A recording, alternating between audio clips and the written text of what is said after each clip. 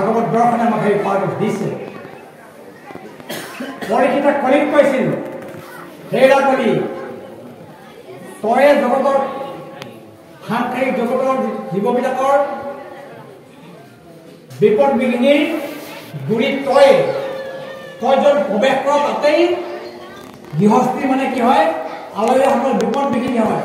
শুন কলি, এইটো ভাগৱতৰ কাহিনী মই ক'লে দীঘল হ'ব ক'লে কোৱা নাই। শুন কলি, তোক মই মাত্ৰ 4টা স্থান দিলে তাতে থাকিব পাৰিবি মোৰ ৰাজ্যত যদি থাক, নেথাক যদি মই তোক এতিয়া প্ৰাণ দিম, এইবুলি খাব পৰা কৰিবলৈ লৈছিলে পৰিস্থিতি। এতিয়া কলিয়ে প্ৰাৰ্থনা কৰিলে, হে মহাৰাজ, তুমি আকৌ মানে মোক কিয় পানে মাৰা? তোমাৰ বদনাম হ'ব, তুমি বৈষ্ণৱ ৰজা, মোক পানে নামাৰিবা, মাত্ৰ অকণমান স্থান দিয়া। নৃপতি বুলন্ত কলি, তোক দিলো খাম, জৈত খেলে যোৱা পাঠা কৰে মদ্যপান। স্ত্ৰী গৃহস্থীৰ পঞ্চ শুনা থাকে জড়িত, এই 4 স্থান দিলো তোক বংশ গয়া তৈত। যুৱক যুৱতী মনত ৰাখিব, কলিকত আছে জৈত খেলে যোৱা পাঠা কৰে মদ্যপান। যোৱা খেলা য'ত হয় তাত কলিয়ে বাহ ল'ব কৈছে, পৰীক্ষিত তাক স্থান দিছে। য'ত মদ খায় তাৰ কলি বাহ ল'ব। তাৰপাছত স্ত্ৰী, সুন্দৰী স্ত্ৰীসকলো হেনো, সুন্দৰী স্ত্ৰীসকলৰ গাতো হেনো কলিয়ে বাহ লয় কেতিয়াবা। সেইকাৰণে ভগৱন্তই অমৃত বিতৰণ কৰিবলৈ যাওঁতে সুন্দৰী স্ত্ৰীৰ ৰূপ ধৰি লৈছিল। দৈত্যসকল দানৱসকল তাতে মোৰ ৰূপটো চাই থাকোঁতে মোৰ গম পাইছেনে? গতিকে সুন্দৰী স্ত্ৰীসকল তাতো কলিয়ে বাহ লৈ তাক স্থান দিলে পৰিছিলে। আপোনালোকৰ কথা কোৱা নাই। সুন্দৰী মানে কি? ক'ত কলি বাহ? যি অহংকাৰী, যি যৌৱনৰ অহংকাৰী, যি ধনৰ অহংকাৰী, যি দায়িত্বভিমানৰ অহংকাৰী, তেনেকুৱা স্ত্ৰী যদি কেনেবাকৈ আছে তাতে কলিয়ে বাহ ল'ব। তাই কি কৰিব লাগে ঠিকনা নাই। তাৰপিছত গৃহস্থীৰ পঞ্চমনা পাপৰ কথা ক'বলৈ এতিয়া সময় ল'ব আহে পাব। কেতিয়াবা লগ পালে খং, আমি গৃহস্থী চলাওঁতে পঞ্চমনা আমাৰ বাপৰ ধৰি ল'ব।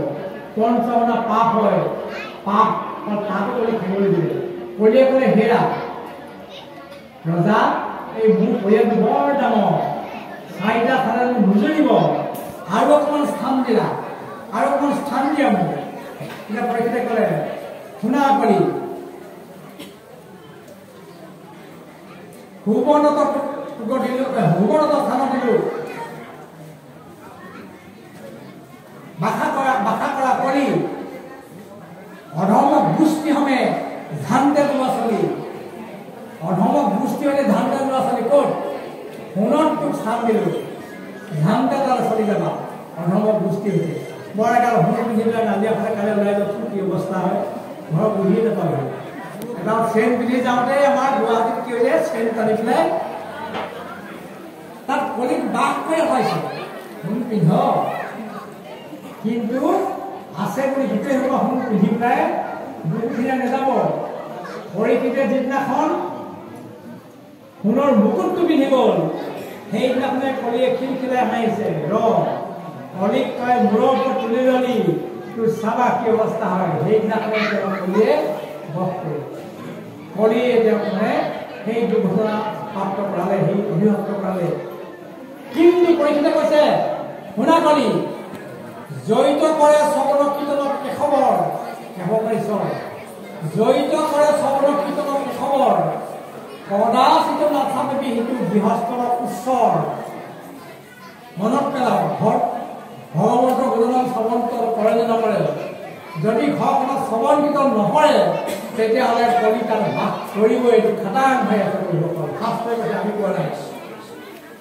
এতিয়া ঘৰখনত যদি বেমেজালি হৈছে, ঘৰখনত যদি বিপদ বিঘিনি চাৰিওফালে আগুৰি ধৰিছে, তাত কেতিয়াবা ভগৱন্তৰ গুণগান শ্ৰৱণ কীৰ্তন সমুলন হৈছে নাই। সেইকাৰণে কলি তাত বাস কৰিছে। কলিয়ে বাস কৰে, কলিযুগত তেওঁৰে মানে প্ৰকোপটো বেছি ছাৰ হ'ব। কেনেকৈ কলিৰ প্ৰভাৱ বেছি ছাৰ হ'ব?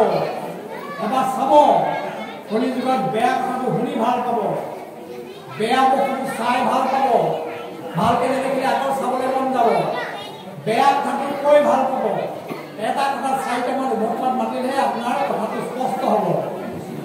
পাইছেনে? কলিৰ প্ৰভাৱ বেয়া স্থানলৈ গৈ ভাল পাব, জুৱাৰী স্থানলৈ মনৰ কাৰণে গৈ ভাল পাব, বেস্থানলৈ গৈ ভাল পাব। কলিৰ প্ৰভাৱ পৰিব আমাৰ ওপৰত। ৰক্ষা কিন্তু কেতিয়াও নাপাব। ৰক্ষা কেনেকৈ পাব? ভগৱন্তৰ নাম যদি শ্ৰৱণ কীৰ্তন কৰে।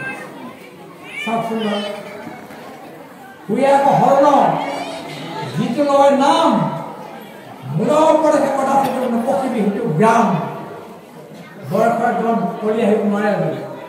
এইকেইদিন ইয়াত কাৰোবাৰ মৰামৰি হৈছে নেকি? ভাবকচোন এবাৰ। মদ খাই কোনোবা লেংকে আছে নেকি তাত? ভাবকচোন এবাৰ। ইয়াত কোনোবা ধেৰ মানুহ গোট খাইছে, যোৱা খেলত লাভ কৰি আহিছে, যোৱা নামটো পাইছে নেকি কোনোবাই? নাই পতা। কেলেই? কাৰণ ভগৱন্তৰ গুণনাম সমান গুণ হৈ আছে। ইয়াত কলিৰ প্ৰৱেশ নিষিদ্ধ হৈ আছে, ইয়ালৈ কৰি আহিব নোৱাৰে। কলিৰ বহন আমি কেতিয়াও নকৰোঁ। এইবোৰ কথাতে আমি প্ৰভুসকল পাতিব বিচাৰিছোঁ। গতিকে ভকতিৰ সম্পৰ্কে কথাখিনি আপোনালোকক ক'লোৱেই, বিশেষ ক'ব লগা নাই। আছে বহুত কথা পাতি থাকিলে ওলাই গৈ থাকে। গতিকে 8:30 বাজিছে, 2 ঘণ্টামান হ'ব, সময় হ'ব হৈছে নহয় জানো?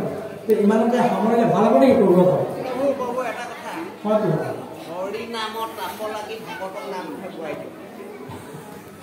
ডালখন লৈ লওক, ভকতে চাপৰি পাই বৰ ভাল পাব। ডালখন লৈ লওক, আমি এইটো অনুৰোধ কৰিছোঁ আৰু ভকতে গায়ো ভাল পাব, চাপৰি পায়ো ভাল পাব। আজি মই এই স্থানতে আমাক দিয়া নিৰ্দেশ অনুসৰি এটা কথাই অনুৰোধ কৰিব বিচাৰিছোঁ। জীৱনটো আৰম্ভ কৰক, আধ্যাত্মিক চিন্তাৰে জীৱনটো পৰিচালিত কৰক। দেখিব আপোনাৰ জীৱনটো সুন্দৰ হৈ যাব। কেনেকৈ কৰিম? প্ৰথমতে জীৱটোৱে ভগৱন্তৰ চৰণৰ আশ্ৰয় ল'ব লাগিব। আশ্ৰয় হৈছে শৰণ। অৰ্জুনে যেতিয়ালৈকে আশ্ৰয় লোৱা নাছিলে, তেতিয়ালৈকে ভগৱন্তৰ কৃপা মিলা নাছিলে। যেতিয়া আশ্ৰয় ল'লে, তেতিয়াই ভগৱন্তই কৃপা কৰিব। গতিকে ভগৱন্তক বিশ্বাস কৰক, আশ্ৰয় মানে বিশ্বাস কৰক, ভগৱন্তক ভক্তি কৰক, শ্ৰদ্ধা সহকাৰে ভগৱন্ত যে আমাৰ আৰাধ্য দেৱতা মানি চলক। সমস্ত দেৱতাৰ চিন্তা পৰিহাৰ কৰি ভগৱন্তৰ চিন্তা হৃদয়ত বান্ধক। ভগৱন্তৰ ভক্তিৰে জীৱনটো অতিবাহিত কৰিবৰ কাৰণে চিন্তা কৰক। ভগৱন্তই কৃপা কৰিবৰ কাৰণে বাট চাই আছে। গতিকে এই দৰ্শনৰ মাজেদি, আধ্যাত্মিক দৰ্শনৰ মাজেদি জীৱনটো সুন্দৰ কৰিবৰ কাৰণে প্ৰয়াস কৰক। আমাৰ যুৱক যুৱতীসকল আপোনালোকক জনাইছোঁ, এইদৰে যদি যায় আপোনালোকে নিজৰ জীৱনটোতে ইয়াৰ প্ৰত্যক্ষ প্ৰমাণ পাব। ভগৱন্তই কৃপা কৰিছিল নাই, আপোনালোকে প্ৰত্যক্ষ ইয়াৰ প্ৰমাণ পাব। মই এটা কথা আজি আপোনালোকক ক'ব বিচাৰিছোঁ, যিটো কথা আৰম্ভণিতে কৈছিলোঁ, যে কি কৈছিলোঁ মই আৰম্ভণিতে, ইয়ালৈ আজি ভগৱন্ত আহিব, এইটো কিন্তু খাটাং হৈ আছে। আমি অবিশ্বাস কৰিব নালাগে। ইয়াত আমাৰ ভগৱন্তৰ দৰ্শন হ'ল নে নাই, এই মুহূৰ্তত আপোনালোকে নিজকে এবাৰ প্ৰশ্ন কৰক। মই ভগৱন্তৰ দৰ্শন হ'বনে নাই? ঘৰত যদি গৈ শুনেগে, ইয়াৰ পৰা ঘৰলৈ গ'লে ঘৰত শুনেগে যে কোন কোন আহিছিলে, তথাপি কিমান মানুহ আহিছিলে, চিনি পোৱা মানুহখিনি নাম ক'লোঁ। আৰু এজন আহিছিলে ঘৰৰ গাঁৱৰ পৰা, কিবা তামোলী নে কি নাম পাহৰিছোঁ ভালকৈ। গতিকে সেইজনে অলপ ব্যাখ্যা কৰিলে, শুনি কিন্তু ভাল লাগিলে। গতিকে কৃষ্ণটো আহিম বুলি কৈছিলে হয়, কিন্তু মানে কথা নাহিলে নেকি, নেদেখিলেচোন কৃষ্ণ পাহৰি কি কৈ মিছাকে ক'লে বাকিডাল, কিন্তু কৃষ্ণ ক'লে নেদেখিলোঁ দেই।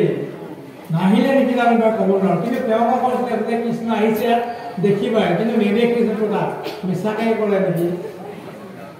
সেই সন্দেহটোৰ ওপৰত ক'ব গ'ল। কৃষ্ণ কি কৈছে? কৃষ্ণ হেনো সত্য এইটো, পৃথিৱী বাস্তৱ ভৈল ন আনন্দত ক'ব তই, দুয়োৰে এটা পদ ভৈলে পৰম ব্ৰহ্ম কৃষ্ণ নামে আনন্দ মাত্ৰ কয়। কৃষ্ণ নামটোৱে আনন্দ কয়।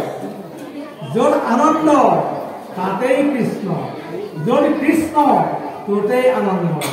এবাৰ সোধক, সাংসাৰিক জীৱনত কেতিয়াবা আনন্দ গৰাকী হৈছে নেকি? বোলে হৈছোঁ। কেতিয়া? ল'ৰাটো যেতিয়া ফাৰ্ষ্ট ডিভিজন পাছ কৰে, তেতিয়া কিবা 5 কেজিমান ব্ৰইলাৰ মাংস আনি সমস্ত গাঁৱটোকে খুৱাই দিলোঁ, কিমান আনন্দ। সেইটো এটা সত্য আনন্দ, তাতে কৃষ্ণ নাই। সেইটো বৈষয়িক আনন্দ। বৈষয়িক আনন্দ অস্থায়ী, কালিলৈ ল'ৰাটো ফেইল কৰিব পাৰে, সেইটো আনন্দ আকৌ ঘূৰাই নাপায়। আমাক কি কৈছে আত্মিক আনন্দৰ ফালে ধাৱমান হওক আত্মিক আনন্দৰ ফালে ধাৱমান হওক সেইটো চিৰস্থায়ী আনন্দ সেইটো চিৰস্থায়ী নহয় কোনোদিন ক্ষয় নহয় আমাৰ আত্মাটো ভগৱন্তৰ সৃষ্টিত এটা নীতি আছে কি নীতি নৈ পানীৰ পৰা সদায় ক'লৈ যায় সাগৰলৈ যায় সাগৰত পৰে কিয় সাগৰৰ পানীৰ পৰাই নৈলৈ অহা পানীটোপা আহিছে সাগৰৰ পৰা নৈ পানীটোপা আহিছে ৰ'দৰ ভাৱ হৈ গ'ল বৰষুণ হৈ পৰিলে নৈত আহি পেলাই সাগৰলৈ গ'ল ঠিক তেনেকৈ জুই যদি জ্বলায় অগ্নি যদি জ্বলায় অগ্নি ক'লৈ যায় চাবচোন জুই জ্বলালে তললৈ নাহে জুই জ্বলালে ওপৰলৈ যায় ওপৰত কি আছে ওপৰত সূৰ্য আছে অগ্নি আহি পেলাই সদায় সূৰ্যৰ ফালে যাব বিচাৰে সূৰ্যৰ পৰা অগ্নি আহিছে কাৰণে সূৰ্যৰ ফালে যাব বিচাৰে নৈ পানীটো সদায় সাগৰ ফালে যাব বিচাৰে নৈ সাগৰৰ পৰাই নৈ পানীটো আহিছে ঠিক তেনে আত্মাটোৱে ক'লৈ যাব বিচাৰে আত্মাটো য'ৰ পৰা আহিছে পৰমাত্মাৰ পৰা আহিছে ই সদায় পৰমাত্মালৈ যাব বিচাৰে কিন্তু পৰমাত্মালৈ যাব নোৱাৰে কিয় আমি কৰ্মবন্ধত বন্দী হৈ যাওঁ সাগৰৰ পানীত নৈ পানীত যেতিয়া বানপানী হৈ যায় খাল বিল পুখুৰী সোমাই যায় সেইখিনি কোনোদিন সাগৰত নপৰে প্ৰভু গতিকে আমিও কেতিয়াবা কৰ্মবন্ধত হৈ পেলাই ঈশ্বৰৰ বিমুখ হ'ব লগা হয় প্ৰভুসকল সেইকাৰণে আমি যাতে জড়িত আহিছিলো তলৈকে যাবলৈ পাৰোঁ এই কথাটো ভাগৱত দৰ্শনৰ মাজতেই আমি জীৱনটো প্ৰয়াস কৰিলে অন্তিম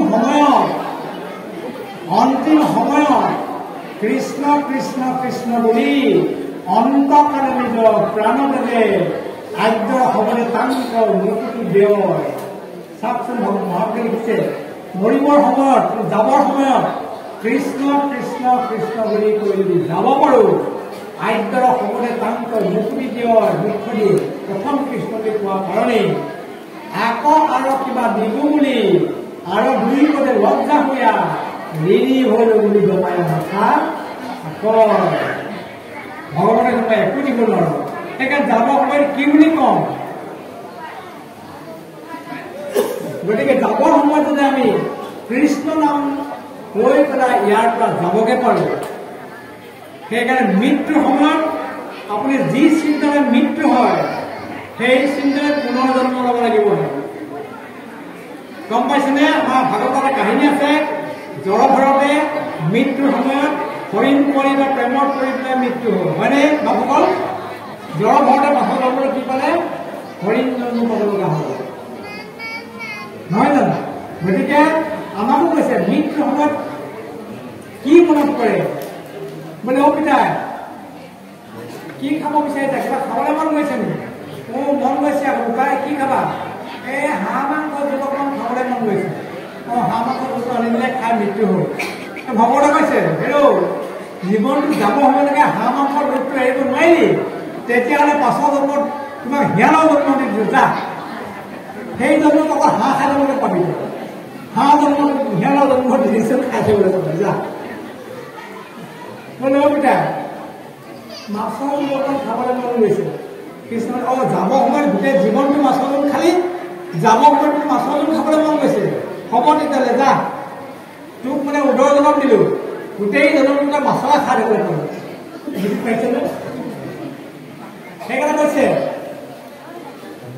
দেৱানী যান্ত্ৰী দেৱব্ৰতা দেৱতা পূজা সকলৰ দেৱতাৰ লগত যাব পাৰিব যান্ত্ৰী পিতৃ পূজা কৰা হ'লে পিতৃৰ লগত যাব ভূটানী যান্ত্ৰী ভূত এটা ভূত পেটত পূজা কৰিলে ভূতলৈ যাব পাৰিব যান্ত্ৰী মঠ মোৰ ওচৰত যাব পাৰিবা যাদু হবি পাম মোক যদি দাদা মোক যদি পূজা কৰা মোৰ ওচৰলৈ যাবা ক'লৈ যোৱা ভাবিছোৱা এই বুলি মানুহক এৰি দিছে গতিকে আমি যদি ভাবোঁ আমি সিদ্ধান্ত কৰোঁ আমি ভগৱতে কৈছে যান্ত্ৰী মঠ যাদু হবি মাম ভগৱন্তৰ ওচৰলৈ আমি যাম কৰিব পাৰোঁ আমি সিদ্ধান্ত কৰিলে ভগৱান আমি ভগৱন্তৰ ওচৰলৈ গুচি যাম আমাৰ মুক্তি হ'ব আৰু ইয়াৰে বাৰে বাৰে আহি থাকিব এই সিদ্ধান্তকে আমি ভাগৱত দৰ্শনে দিছে এইখিনি কথাকে কৈ আমি প্ৰায় 2 ঘণ্টা সময়ৰ কথা ক'লোঁ আপোনালোকে ক'বলৈ নাজানো মই যে কৈছিলোঁ যে এইকণ সময়ত যদি আপোনালোকে এটা আনন্দ পাইছে মনত অনুভৱ কৰিছে শান্তি পাইছে